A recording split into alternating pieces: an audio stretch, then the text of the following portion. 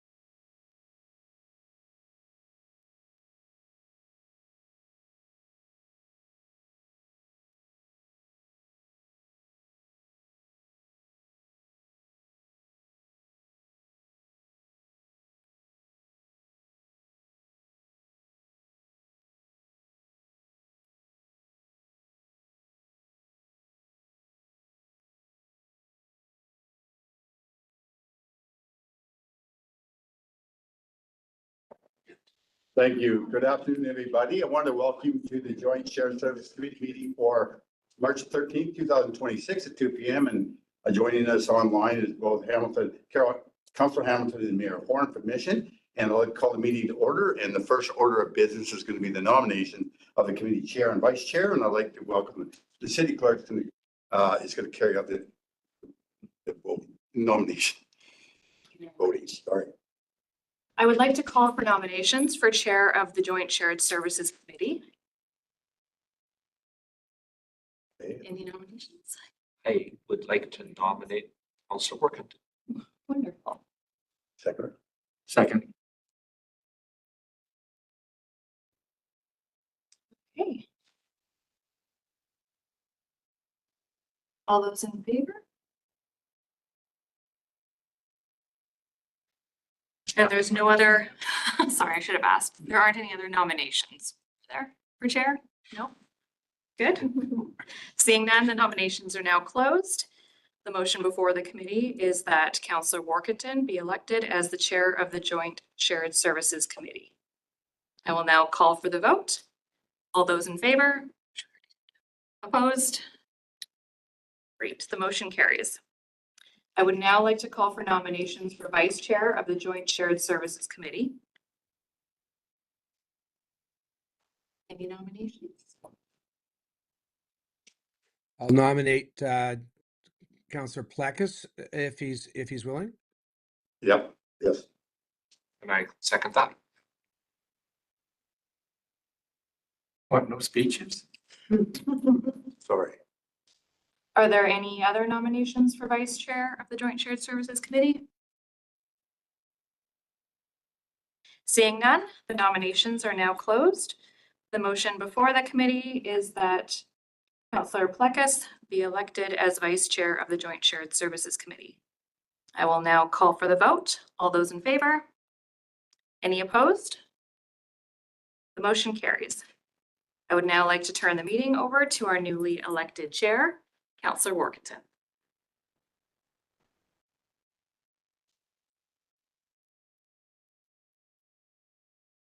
Fresh off a grueling campaign.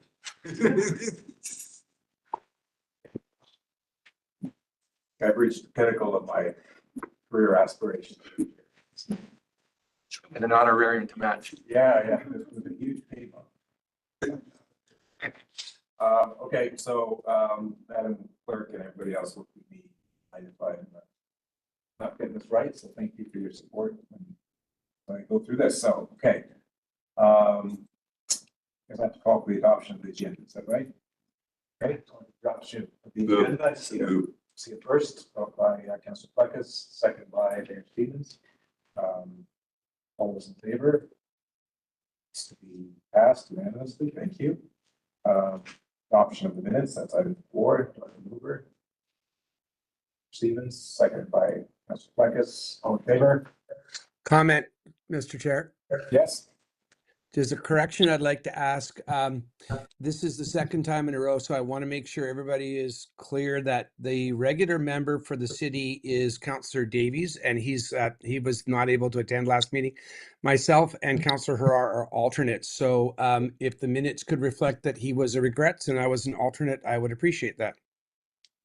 Is that clear for the clerk? Yes? Yes, that's clear. Okay, we need to have a motion to amend, or is it just sufficiently clear? Okay.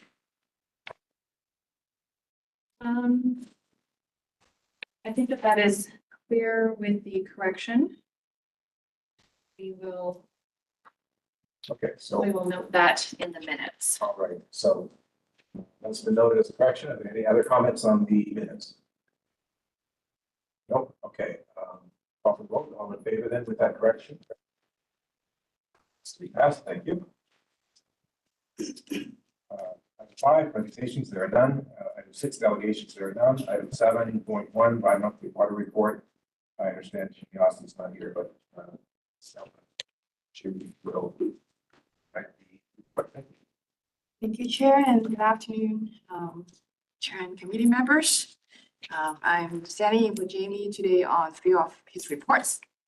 And pleased to present the bi-monthly water report for January and February 2025 to start. In this report, we know that all drinking water quality results during this period met regulatory requirements. And on Appendix A on page 8 shows the daily demands.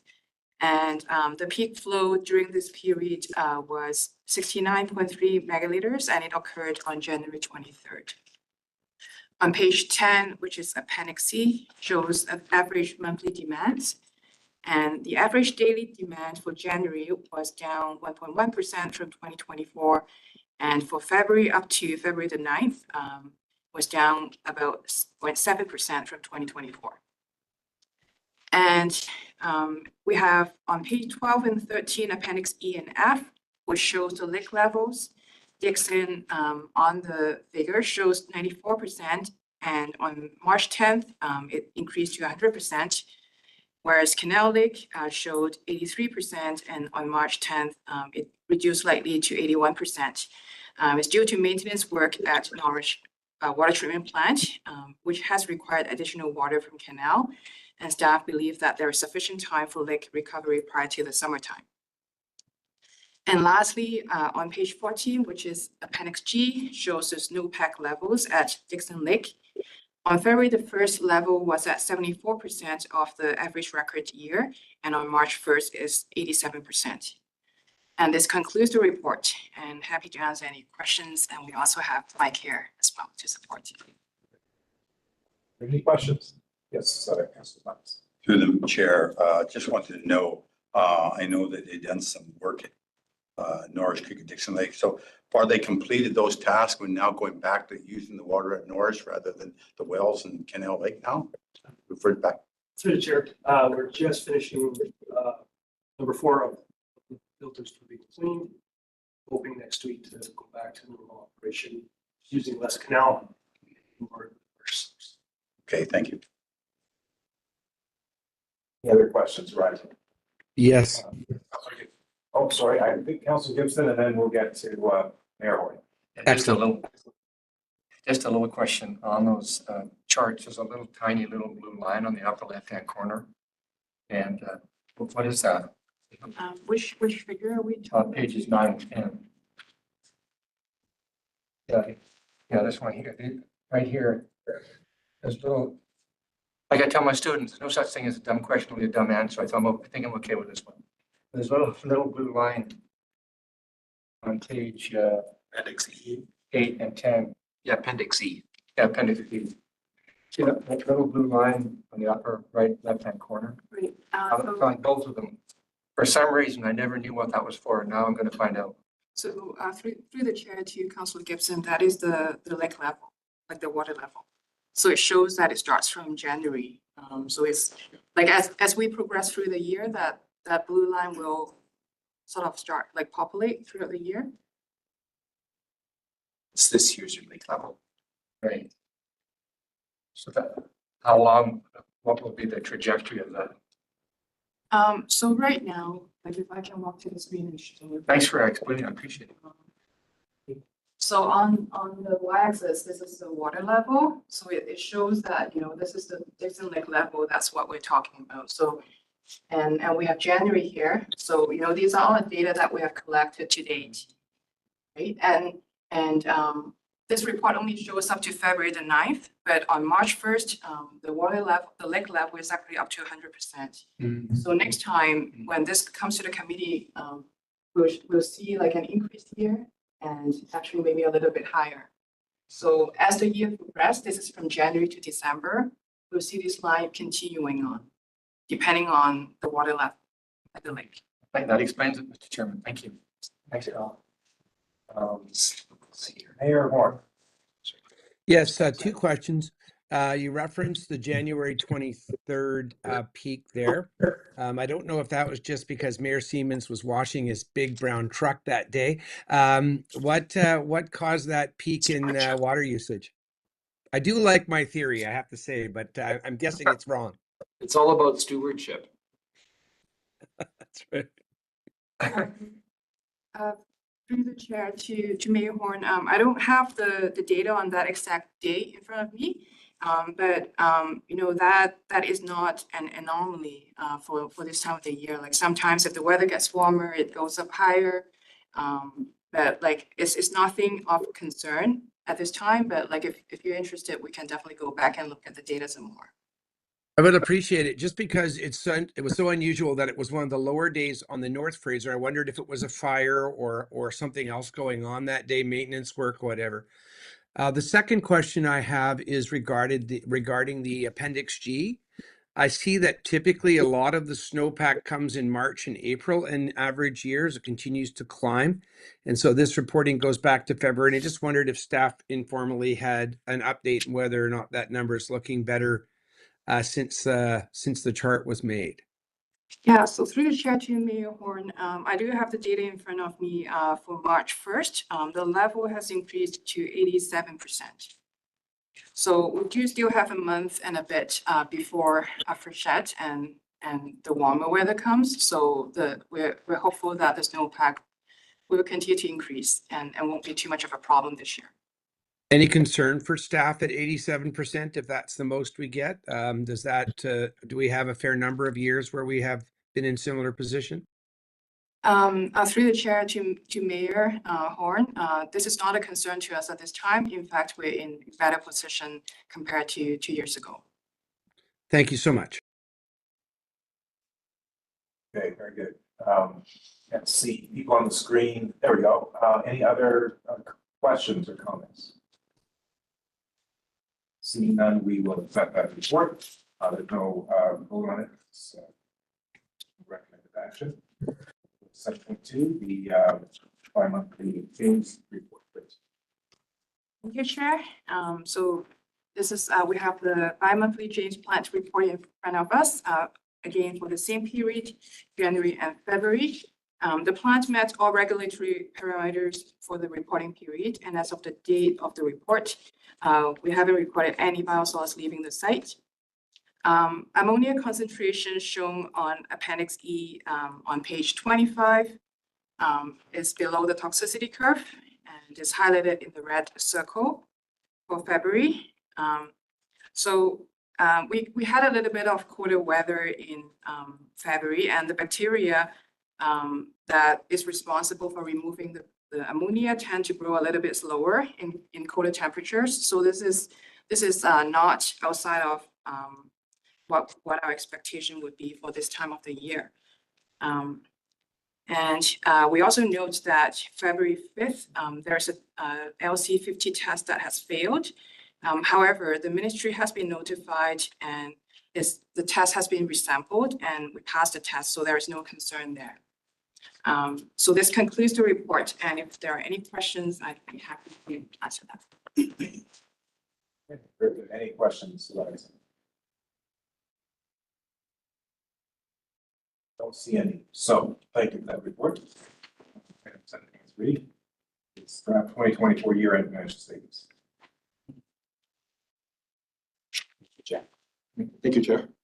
So I'm pleased to go over the WSC unaudited year-end financial statements ending December 31st of 2024. Overall, joint water and sewer are both within budget for the year.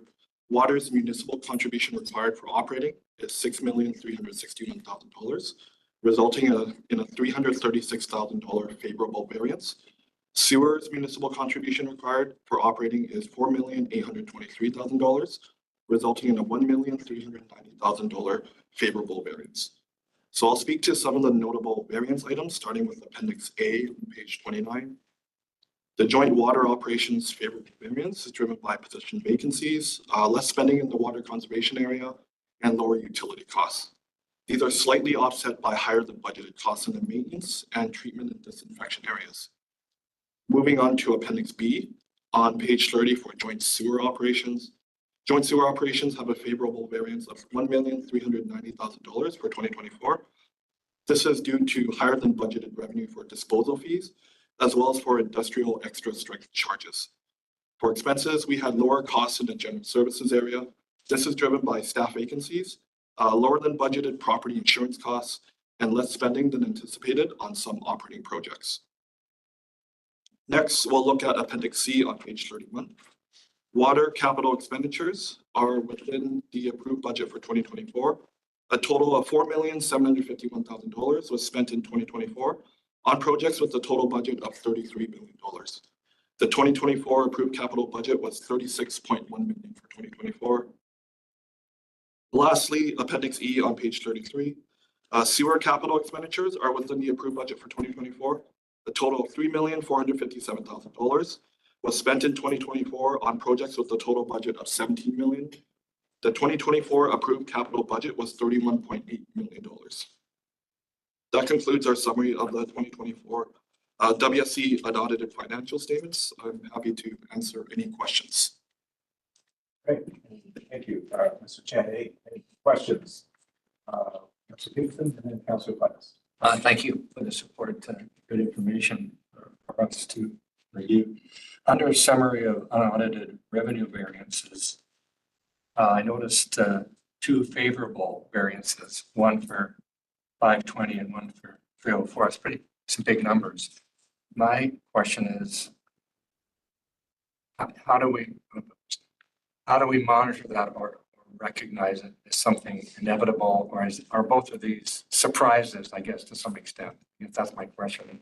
That's a lot of positive variances. Did you anticipate those, or are they surprises? That's my question to you, Chair. Through the chair. So yeah, that's a good question. The bigger portion of that, you mentioned $520,000. That's for disposal fees. And that is because Metro Vancouver and Chilliwack now accept septage only from their catchment areas, which resulted in more revenue kind of being routed to the James Plat there. And at this point, we are fairly confident that that is going to continue, and we did incorporate that into our 2025 financial plan. So we did bump the revenue number a little bit to kind of accommodate that. And then the other piece is industrial extra strength. That one, it was favorable by about $300,000 for the year. That one, we do have visibility into how much we are charging each of the sort of industrial customers that contributes to that. But my understanding that one is a little bit more difficult to forecast, mainly due to the nature of that type of charge there.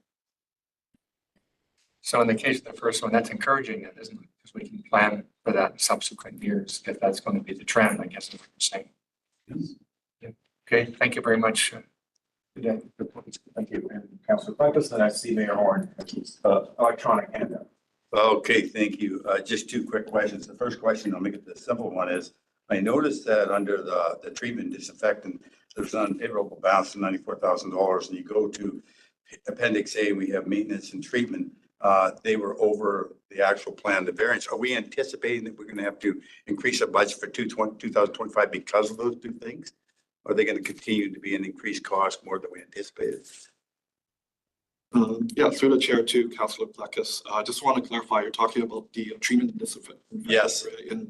On the water side there? Yes. Okay, yes. So yeah, we did also incorporate those into our plans. On the operating side, there were some changes that we made that kind of resulted in less sort of on-site chemical kind of generation and more purchase of chemicals for treatment and disinfection. So that will be an ongoing, those costs will be shown. We will see increased costs continually. This is going to on the rise. It's factored into next year's budget, in other words, any increase in cost. Yeah. Good, Chair.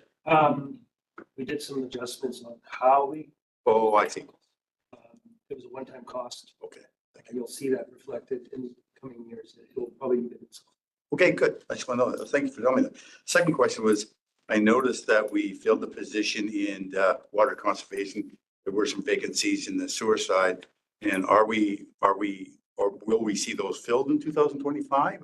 And if, or is there concern about, as we manage our projects moving forward, is there going to be a concern we don't have able to fill them? Those positions, 3 positions, sewer side. Yeah, through the chair. Yeah, no, I understand that there were some vacancies in 2024 for sure. Recently, we have filled some vacancies on the water and the sewer side, and that should help with. Good, thank you. Thanks. Mayor Horn. Yes, thank you. No issue with the financial reports themselves. Just a question arising on page 2, the reference to higher use of chlorine gas and ammonia made me wonder whether or not we're having to source things such as those from American providers right now, and whether or not staff have any concerns about our ability to either access materials or supplies or equipment. And if that is anticipated to have an impact on this year's upcoming budgets, both operating and capital.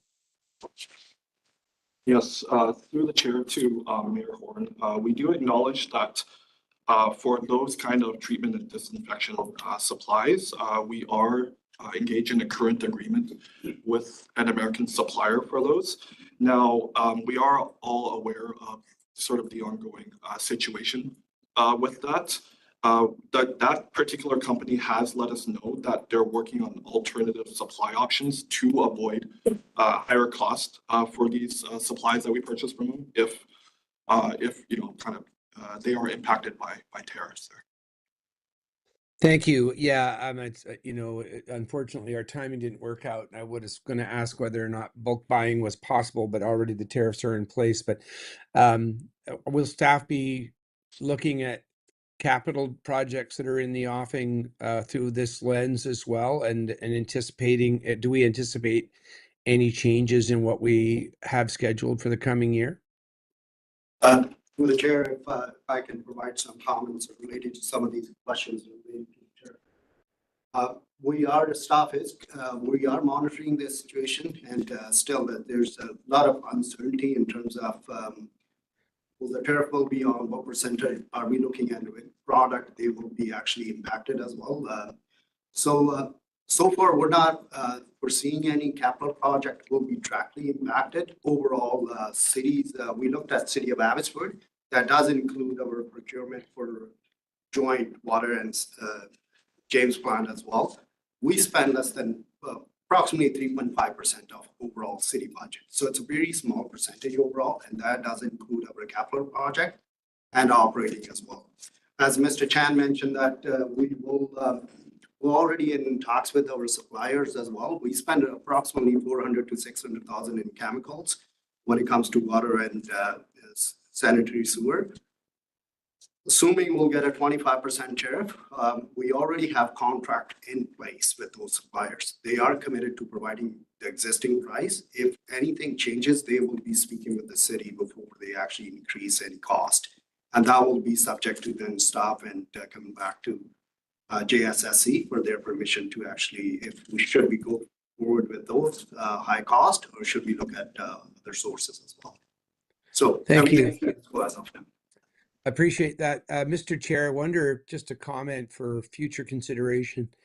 I'm not, that's great to hear that the price itself is likely to, that there's work being done to try and guarantee it. I don't know whether we have a sense of whether or not on the Canadian government side, the $29 billion worth of goods that are going to receive a tariff coming into Canada would be included. My understanding is that some $100 billion is still yet to potentially have its onset in April. So I just wondered if for the future, staff might be able to take a look and find out whether or not we can anticipate that tariffs applied by the Canadian government on imports would potentially be added after the fixed price.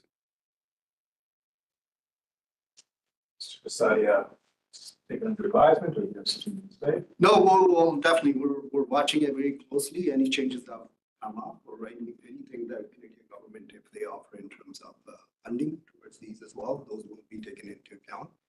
And we will be watching everything that happens, yes. Still, speaking with our suppliers, we haven't heard anything. No, none of these chemicals are subject to any tariff yet.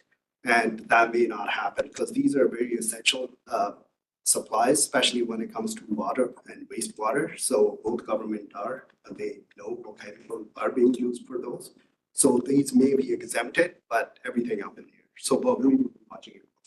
Anything that Thank you. Would it be fair to say that if changes necessitated us redoing our budgeting, you would bring that to our attention? That's correct.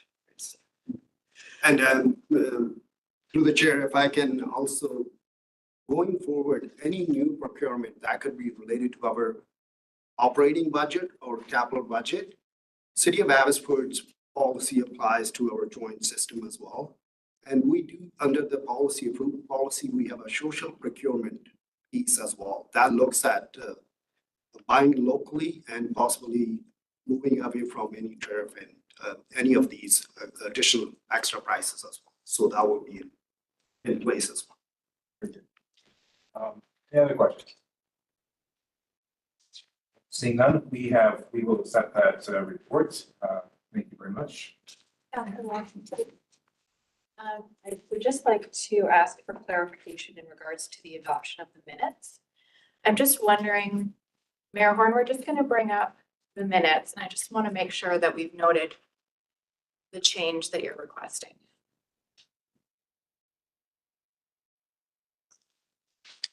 Can you just let us? Very small for me. I can't. Oh, is that any better? What it shows is still that the members present were myself, Councillor Plekas, and Councillor Hamilton from Mission. And what I'm suggesting is that it should note that Councillor Davies sent regrets, and I don't know whether this is necessary, but that I was there as the alternative. Or the alternate, I should say. The meeting before this, the opposite happened. I was noted as being the member or as being absent, and I was an alternate. So in any event, I'm just trying to get some clarity around making it clear when a regular member is absent and then an alternate takes their place. Okay. In previous history, we haven't listed when an alternate is replacing a member in the minutes, but if that is something that the committee would like us to just make mention of, we can definitely add that in. I'm okay either way, and I don't want to belabor this, Mr. Chair. It's just that it was different. I'm confused because the last meeting had something sort of to the opposite. And so anyways, I'm not going to spend more time on it. It's not a huge deal. So Mayor Horn is, and it's fair to say that we would note in our minutes, whoever is present, whether they're an alternate or a regular member, not noted, just whoever is here is noted. And that has been our practice for a while. We note the voting members. Yes. That are present. Whoever is present is voting members.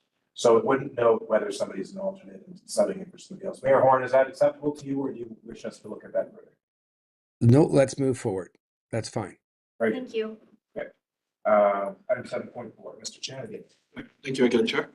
So I'll be presenting the carry forward amendments to the 2025 WSC financial plan. Operating and capital projects from 2024, which are still in progress, have their remaining budgets added to the 2025 budget via this amendment. We would like to emphasize that these carry forwards represent timing differences only, and no overall budgets are being increased. We'll start with operating carry forwards on the first page of this report, which is page 35. On the joint water operating plan, the original 2024 municipal contribution was $6,906,000. We are carrying forward operating project budgets of $140,000 from 2024 into 2025.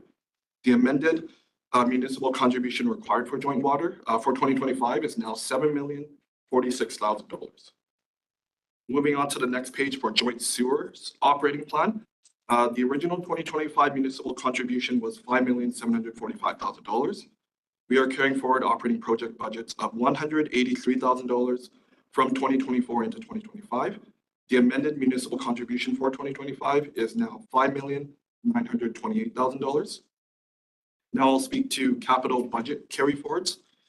A list of 2024 capital projects to be carried forward into 2025 is shown on Appendix A on page 38. This list represents projects with expenditure timing differences only. No project overall budgets have been increased. On Appendix B, we have identified some joint water projects that are similar in scope and have a lot of overlap with one another. To help simplify the capital project listing, we are consolidating these projects. These consolidations do not result in any budget increases or decreases. On Appendix C, on page 40 is the amended 2025 capital plan for joint water. The original 2025 capital plan was $5,920,000. The carry forward amendments are $31,136,000, resulting in amended 2025 capital plan of $37,056,000 for joint water capital projects. Moving on to joint sewer capital projects on Appendix D, the original 2025 capital plan was $10,851,000. The carry forward amendments are $27,650,000, resulting in an amended 2025 capital plan of $38,501,000 for joint sewer capital projects. This concludes our report on the 2025 financial plan carry forward amendments. And once again, I'll be happy to answer any questions. So there's a recommendation and a mover by Councilor Plecas, seconded by Mayor Stevens. Beat you to it. And any questions or comments? Well, like good information, like for example, under James Capital Projects, there's 26 projects there, and 9 of them are carried forward. So that's most of them are hanging out previously. So when we have carry forward the subsequent year, my assumption is there must be continuing carry forward from the previous year, or all these 26 are going to be expended in the subsequent year. You see the point I'm making? There's only 9 of them. Most of them are carried forward. So what does that mean in terms of our financial trajectory? Are we planning this year to look after all of those, or how does that work? I'd like a little more clarification on that. Through the chair to Councillor Gibson. Yes, it's important to note that a lot of these budgets that are being carried forward, they are approved capital budgets for a lot of projects that are also multi-year projects. So, considering that, and also considering, some of the maybe the resources that may or may not have been on hand to carry out those projects, that hopefully speaks to why, some of those projects are being carried forward. Okay. So there's only 9 of them are actually active, as I understand it then. Sorry, 9 of them are active. Well, so for example, under James Capital Projects, there's 26 items there. 9 of them are spent, but the balance are forward. Is that right? Is that my understanding? Or maybe I'm not reading this properly. Yes, through the chair, if I can provide some comments on that. Yes, the 9 of them, as you mentioning, yes. Some of these project, there's one of them is a contingency fund that we actually keep in our capital project for any project that may go over budget or anything comes up throughout. And some of the other ones could be subject to, maybe they're still waiting for some sort of approval process. Those could be provincial, federal, or any other things that needs to fall before we can deliver this project. And as Mr. Chan mentioned, some of those are multi-year project, and those are probably tenders already done, but that could be, we're in the detailed design. And the construction phase hasn't started yet. That's why you're seeing some of this project. And yes, those will start in 2025, possibly, but for some reason, if Google's not in place, they may be deferred to future years as well. Yes. Thank you. I do appreciate that. So some of these are optimistic, in other words, a little bit. You know what I mean? These are priority based on our master plans and Yeah. what are required at the James plant. And when staff goes through and propose that budget to JSSC, those are based on what's required in the coming years. And some of those projects take maybe more than 1 year, but staff would like to be proactive. Well, thank you very much. That's a good explanation. Thank you, Chair. Any other questions, comments on this? All those in favor? Be passed unanimously. Just before 7.5, Madam Clerk, I was just thinking of the minutes where we had a discussion about standard practice of recording who's present. Yeah. Is it fair to say we don't need to amend the minutes because they conform to our standard practice? Correct. Correct. Okay, so Mayor Horn, is that clear for you? Yes, thumbs up for Mayor Horn. Good. Item 7.5 then.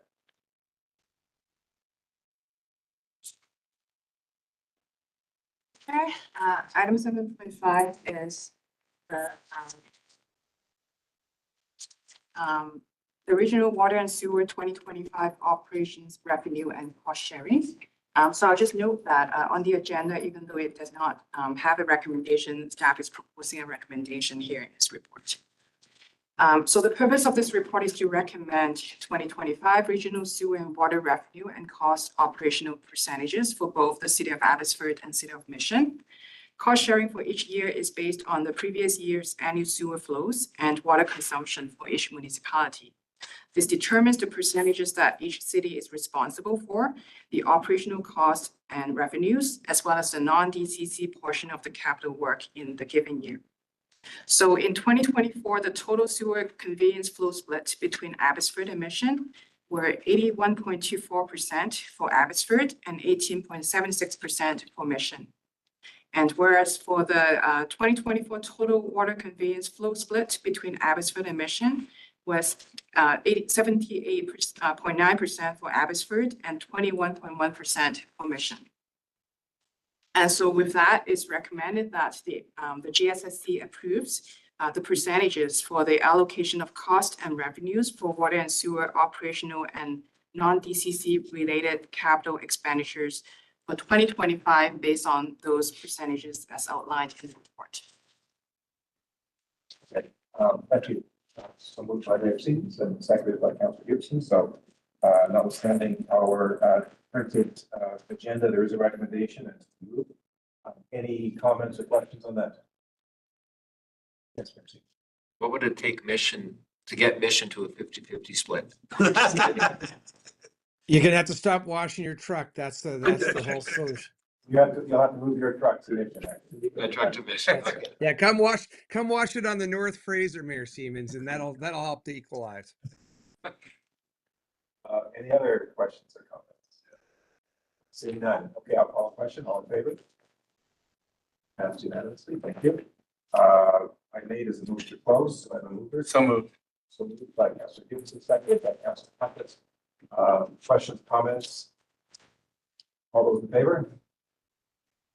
Yes. Okay, we are in closed, and we will stand down for a few minutes to allow the technical to switch over.